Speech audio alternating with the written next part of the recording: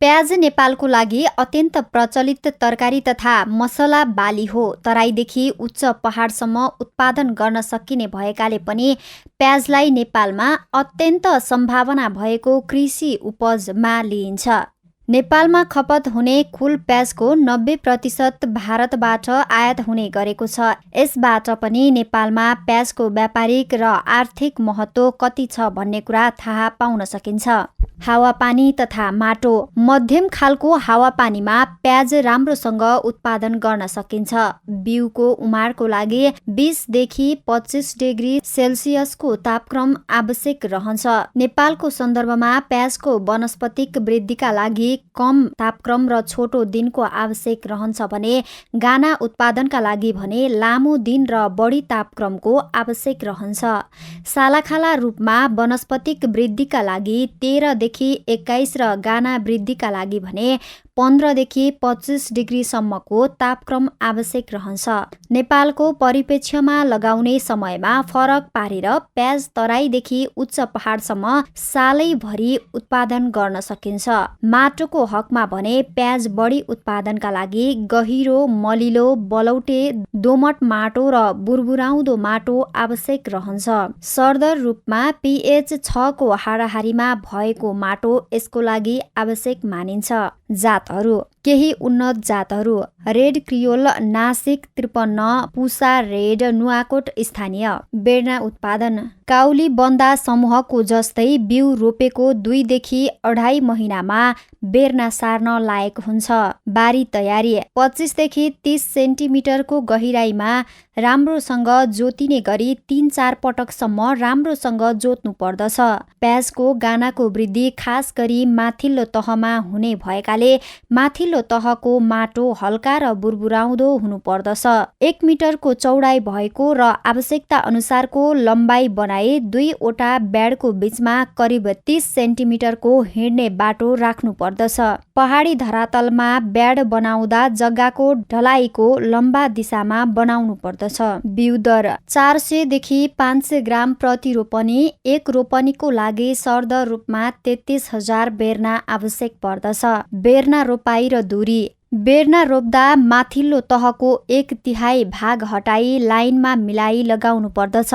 यसको लागि लाइनदेखि लाइनको दूरी 15 सेन्टिमिटर र बोटदेखि बोटको दूरी करिब 10 सेन्टिमिटर कायम गर्नुपर्दछ।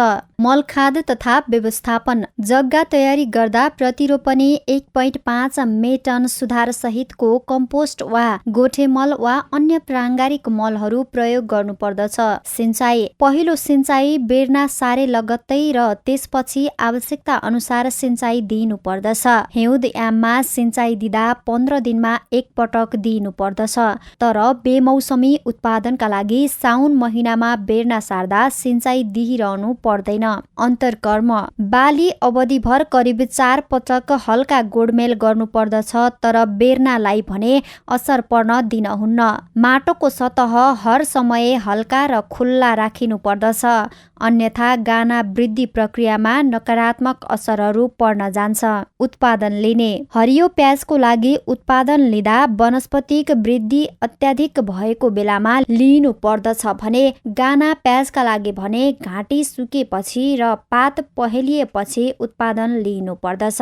गाना उखेल्दा हल्का ढङ्गले उखेल्नु पर्दछ भने गानामा कसै गरी पनि कुनै प्रकारको चोट लाग्न दिनु हुँदैन। क्युरिङ: गाना उखेलिसकेपछि यसलाई खुल्ला रूपमा छाया मुनि राख्नु पर्दछ।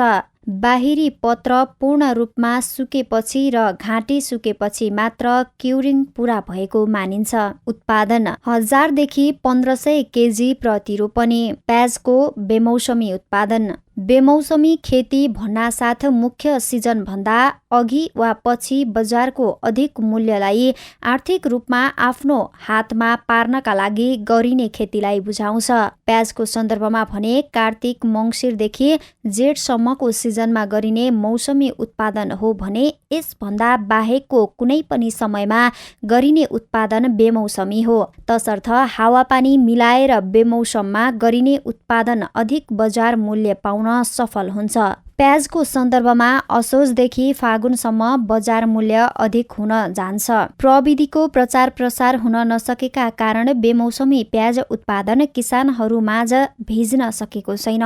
प्याजको मसिना सेटहरू बारीमा लगाई प्याजको गाना र हरियो साग निकाल्न सकिन्छ र मङ्सिर पौष महिनामा किसानहरूले बढी फाइदा लिन सक्छन्। यसका प्रविधि बारेमा तल जानकारी दिएको छ। प्याज सेट उत्पादन। प्याजको बिउलाई नर्सरीमा छरेर नर्सरीमा नै साना साना प्याजका सेट उत्पादन गर्ने विधिलाई प्याज सेट उत्पादन भनिन्छ। जातहरू। बेमौसमी प्याजको उत्पादनका लागि जातको छनौट महत्त्वपूर्ण हुन्छ। हरियो साग प्याजको लागि Agrifound dark red, Agrifound light red, red creole. हरियो साग तथा गाना प्याजको लागि नासिक रेड, 53 नासिक रेड समूहका अन्य जातहरू। जग्गा छनौट र जग्गाको तयारी। ब्याडको लागि दोमट वा बलौटे दोमट माटो भएको पारिलो तथा पानी नजिकै भएको स्थान र सकेसम्म घर नजिकै स्थान छान्नु पर्दछ। ब्याड तयार गर्ने जग्गामा 2-3 पटक राम्रोसँग खनजोत गर्नुपर्दछ। ब्याड 1 मिटर चौडाइ र आवश्यकता अनुसारको लम्बाइ बनाउनु पर्दछ। बिरुवा बेडाउन सजिलो होस् भन्नका लागि एक ब्याडबाट अर्को ब्याड बीचको दूरी 30 सेन्टिमिटर कायम गरिनु पर्दछ। सेट उत्पादन गर्ने माटो उपचार गर्नुपर्दछ र हानिकारक जीवाणु रहित बनाउनु पर्दछ। यसका लागि कुनै धातुको पातामा माटो तताएर वा चर्को घाममा पल्टाएर वा विभिन्न जैविक विषादीहरू जस्तै ट्राइकोडर्मा नामक ढुसीको विषादी प्रयोग गर्न सकिन्छ। यसका अलावा प्रभावकारी सूक्ष्म जीवाणुको समूह EF नामक व्यापारिक झोलको प्रयोग पनि फाइदाजनक हुन्छ, किनकि यसले माटोमा भएको फाइदाजनक जीवाणुहरूको संख्या बढाइदिन्छ। बिउ छर्ने समय। तयार गरिएको नर्सरी ब्याडमा प्रति वर्गमिटर 8 देखि 10 ग्रामका दरले छर्नु पर्दछ। असोज कार्तिकको समय नर्सरी ब्याडमा बिउ राख्ने उपयुक्त समय हो। बिउ छर्नु अगाडि बिउलाई 24 घण्टा डुबाएर राखेमा बिउ छिटो उम्रन्छ र बिउ फुट्न थाल्छ र केही समय शीतलमा सुकाएर ओभानो भएपछि तुरुन्त ब्याडमा छर्नु पर्दछ। भिजाउँदा करिब करिब सेता जराहरू देखिन थालेपछि ब्याडमा रोप्नु राम्रो मानिन्छ। यसरी एक रोपनीका लागि करिब 5 किलो जति बिउ आवश्यक पर्दछ। बिउ छरिसकेपछि राम्ररी सुकेको परालको छापोले छोप्नु पर्दछ। ब्याडको हेरचाह। प्याजको सेट उत्पादन गर्नको लागि बिउ छरिसकेपछि सिँचाइ र छापोको आवश्यकता पर्दछ। सामान्यतया 15 देखि 20 दिनमा बिउ उम्रन सुरु गर्दछ। बिउ उम्रन सुरु गरेपछि छापो हटाइदिनु पर्दछ। छापो हटाइदिनु पर्दछ र सो छापो हटाउने काम साँझपख गर्नुपर्दछ। समय समयमा बाक्लो बेर्नाहरू हटाएर पातलो पारी न्यूनतम सिँचाइ दिएर वैशाखसम्ममा ब्याडमा नै छिप्पिन दिनुपर्दछ। ब्याडमा सेट 5 देखि 8 ग्रामको भएपछि सिँचाइ एकदमै कम दिए साना पोटीलाई छिप्पिन दिनुपर्दछ। यति बेला ब्याडमा पानी दिन बन्द गर्ने र ब्याडमै सेटलाई एकापट्टि ढल्काएर राख्ने र ढलाएको 10 देखि 15 दिनपछि मात्र सेटलाई उखेल्नु पर्दछ। सेटको भण्डारण। प्याजको सेट भण्डारणमा बेमौसमी प्याज उत्पादनका लागि अत्यन्त महत्त्वपूर्ण पक्ष हो। तसर्थ ब्याडबाट सेट निकालेपछि भण्डारणका लागि प्याज सेटलाई राम्ररी छानेर सुकाएर केलाएर मात्र भण्डारण गर्नुपर्दछ। भण्डारणका लागि निम्न कुराहरू ध्यान दिनुपर्दछ। तयार भएको प्याजको बोट ढल्न थालेपछि बोटै समेत उखेलेर 5 देखि 7 दिन छायामा सुकाउनु पर्दछ। राम्रोसँग सुकिसकेपछि त्यसलाई बोटै समेत साना साना मुठा पारेर हावा खेल्ने ठाउँ जस्तै बरन्डा बार्दलीमा झुन्डाएर श्रावण महिनासम्म राख्नु पर्दछ। पछि रोप्दा सुकेका पात काटेर रोप्नु पर्दछ। यसरी राखेको प्याजको सेट कम टुसा आउने हुन्छ। राम्ररी सुकिसकेपछि पातहरू हटाई वा काटेर हावा खेल्ने ठाउँमा वा बार्दली वा र्याकमा पातलो गरी राख्नु पर्दछ। सेटबाट हरियो साग प्याज तथा गाना प्याजको उत्पादन विधि। मध्य पहाडी क्षेत्रमा मङ्सिर महिनामा प्याजको गाना तथा हरियो साग उत्पादन गर्न साउन भदौमा प्याजको मसिना पोटी रोपिसक्नु पर्दछ। बेमौसमी प्याज खेती गर्दा आकाशे पानी पर्ने र माटोमा पनि प्रशस्त चिस्यान रहने हुनाले पहाडी भेगमा जमिनमा पनि सजिलैसँग यसको खेती गर्न सकिन्छ। यसरी बेमौसममा मसिना प्याजको गाना बारीमा लगाई प्याजको गाना र हरियो साग प्याज निकाल्न सकिन्छ। प्याजको सेट मसिना पोटीको छनौट। यसका लागि पुष माघ महिनामा ब्याडमा प्याजको बिउ छरेर तयार गरिएको सेट आवश्यक पर्दछ। यस बेमौसमी प्याज खेती प्रविधिमा बेर्ना रोप्ने नभई प्याजको सेट रोप्नु पर्दछ। यसका लागि पहिले नै सेटको व्यवस्था गर्नुपर्दछ। प्याजको सेटको ब्याज करिब 1.5 देखि 2 सेन्टिमिटर र तौल लगभग 6 देखि 8 ग्राम हुनुपर्दछ। साना सेटबाट गाना पनि केही साना हुन्छन् भने ठूला गानाबाट उत्पादित प्याजका गानाहरू फुट्ने र फुल्ने सम्भावना बढी हुन्छ। तसर्थ राम्रो गाना उत्पादन गर्न उपयुक्त आकारका सेटको उत्पादन अनुसार व्यवस्था हुनुपर्दछ। रोप्ने समय बेमौसमी प्याज खेती गर्न मध्य पहाडी क्षेत्र ज्यादै उपयुक्त मानिन्छ। साउनको दोस्रो हप्तादेखि भदौको दोस्रो हप्तासम्ममा प्याजको सेट रोपिसक्नु पर्दछ। यस समयमा रोप्दा खास गरी गाना उत्पादन राम्रो हुन जान्छ। यसका साथै यस समयमा नेपालीहरूको 2 महान चाडहरू पर्ने भएकाले पनि हरियो प्याजको बोट बिक्री गर्दा राम्रो आय आर्जन गर्न सकिन्छ। जग्गाको छनौट र जमिनको तयारी। पानी नजम्ने मलिलो र हल्का दोमट माटो बेमौसमी प्याज खेतीको निमित्त राम्रो मानिन्छ। राम्रोसँग खनजोत गरी त्यहाँ भएका झारपातहरू हटाएर जलाउनु पर्दछ। सेट रोप्ने ड्याङ 1 मिटरको चौडाइ र आवश्यकता अनुसारको लम्बाइ हुनुपर्दछ। प्याज लगाउने ड्याङ जमिनको सतहदेखि 10 देखि 15 सेन्टिमिटर जति अग्लाई बनाउनु पर्दछ। एक ड्याङबाट अर्को ड्याङसम्मको दूरी करिब 30 सेन्टिमिटर राख्नु पर्दछ, जसले कुलेसो बाटोको रूपमा काम गर्दछ। मलखाद व्यवस्थापन। प्याजको हरियो साग तथा गाना खेती गर्दा राम्रो र मलिलो माटो छ भने कम्पोस्ट मल मात्र राम्ररी मिसाएर पुग्छ। तर माटोको अवस्था कमसल भएमा कुखुराको मल, बाख्राको बडकौला, हाडको धुलो, तोरीको पिना वा अरू उस्तै प्राङ्गारिक मलको बढीभन्दा बढी प्रयोग गर्नुपर्दछ। रासायनिक मलको बदलामा गाई भैँसीको पिसाब 1 भाग पिसाबमा 4 भाग पानी मिसाएर करिब 1 हप्ताको अन्तरालमा हजारीका सहायताले राम्ररी राख्नु पर्दछ। यसका बाहेक खरानीको प्रयोग गर्न सकेमा पोटास नामक खाद्य तत्त्वको राम्रो आपूर्ति हुन गई उत्पादन गुणस्तरीय हुन्छ।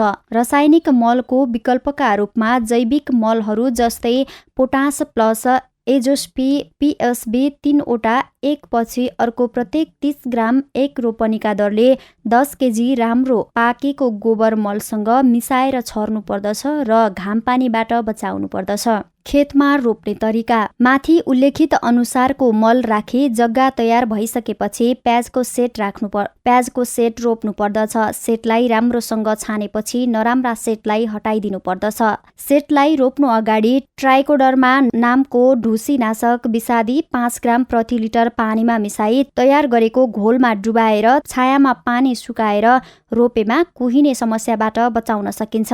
एक सेटबाट अर्को सेट र एक लाइनबाट अर्को लाइनको बीचमा फरक करिब 15 सेन्टिमिटर राख्नु पर्दछ।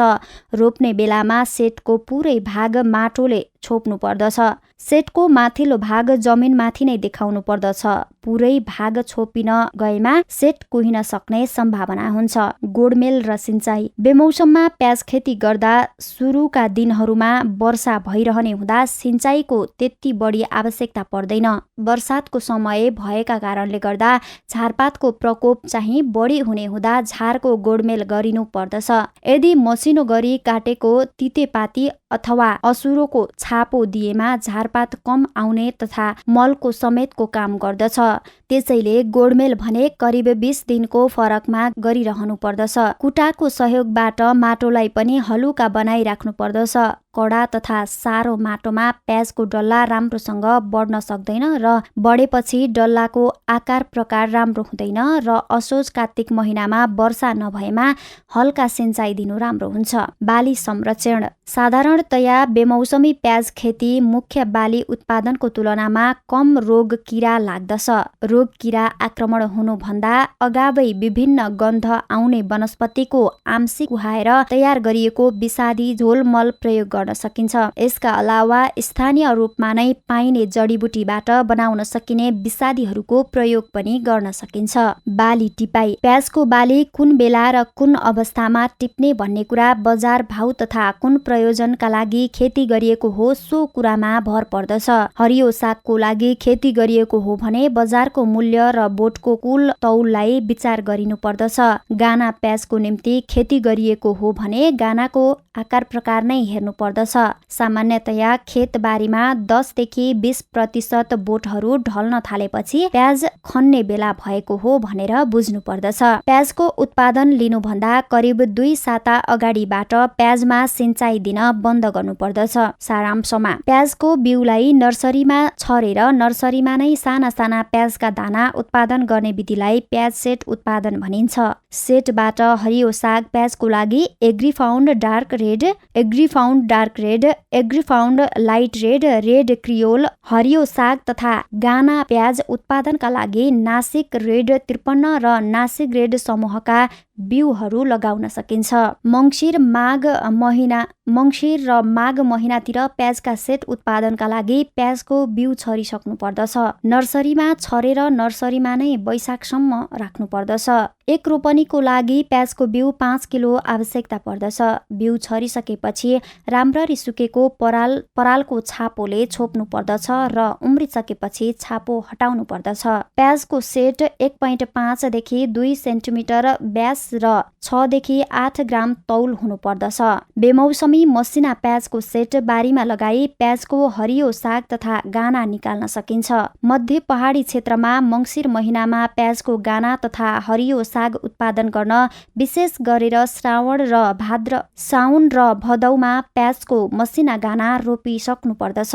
बेमौसमी प्याज खेतीका लागि एक रोपनीमा हरियो साग प्याजको लागि 80 देखि 120 केजी र गाना प्याजको लागि 80 देखि 100 केजी प्याजको सेट आवश्यक पर्दछ।